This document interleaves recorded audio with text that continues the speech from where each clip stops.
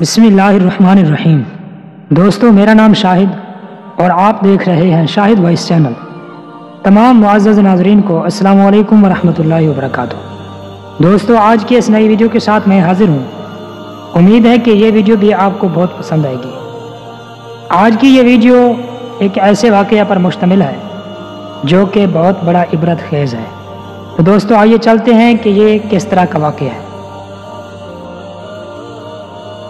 حضرت سیدنا عیسیٰ روح اللہ علیہ السلام کی خدمت میں ایک آدمی نے عرض کی، یا روح اللہ، میں آپ کی صحبت بابرکت میں رہ کر خدمت کرنا اور علم شریعت حاصل کرنا چاہتا ہوں۔ آپ علیہ السلام نے اس کو اجازت دے دی۔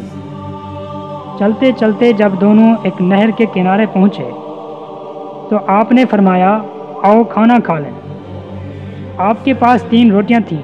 جب ایک ایک روٹی دونوں کھا چکے تو سیدنا حضرت عیسیٰ روح اللہ علیہ السلام نہر سے پانی نوش فرمانے لگے تو اس شخص نے تیسری روٹی چھپا لی۔ جب آپ پانی پی کر واپس تشریف لائے تو روٹی موجود نہ پا کر استفسار فرمایا کہ تیسری روٹی کہاں گئی؟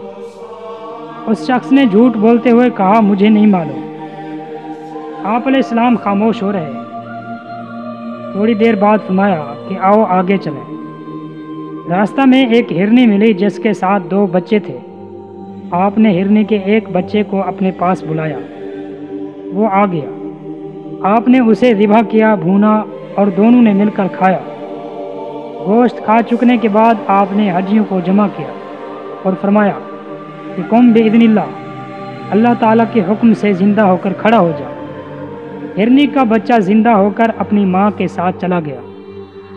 آپ نے اس شخص سے فرمایا، تجھے اس اللہ کی قسم جس نے مجھے یہ معجزہ دکھانے کی قدرت عطا کی، سچ بتا وہ تیسری روٹی کہاں گئی؟ وہ بولا، مجھے نہیں معلوم۔ فرمایا کہ آؤ آگے چلیں۔ چلتے چلتے ایک دریا پر پہنچے اور بیٹھ گئے۔ آپ نے اس شخص کا ہاتھ پکڑا اور پانی کے اوپر چلتے ہوئے دریا کے دوسرے کنارے پہنچے تو آپ نے اس شخص سے فرمایا، تجھے اس خدا کی قسم جس نے مجھے یہ معجزہ دکھانے کی قدرت عطا کی، کہ سچ بتا کہ وہ تیسری روٹی کہاں گئی؟ وہ بولا، مجھے نہیں معلوم۔ آپ نے فرمایا، آؤ آگے چلیں۔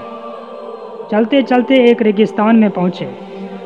آپ نے ریت کی ایک ڈھیری بنائی اور فرمایا کہ اے ریت کی ڈھیری، اللہ کے حکم سے سونا بن جا۔ وہ فوراً سونا بن گئی۔ آپ نے اس کے 3 حصے کیے، پھر فرمایا، یہ ایک حصہ میرا ہے اور ایک حصہ تیرا اور ایک اس کا جس نے وہ تیسری روٹی لی۔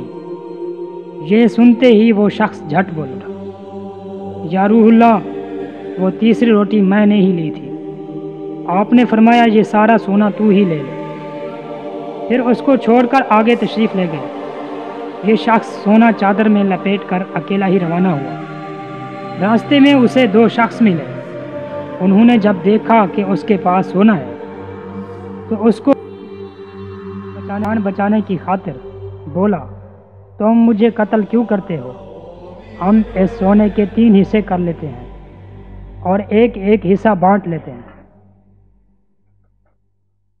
وہ دونوں شخص اس پر راضی ہو گئے۔ وہ شخص بولا، بہتر یہ ہے کہ ہم میں سے ایک آدمی تھوڑا سا سونا لے کر قریب کے شہر میں جائے اور کھانا خرید کر لے آئے تاکہ کھا پی کر سونا تقسیم کر لیں۔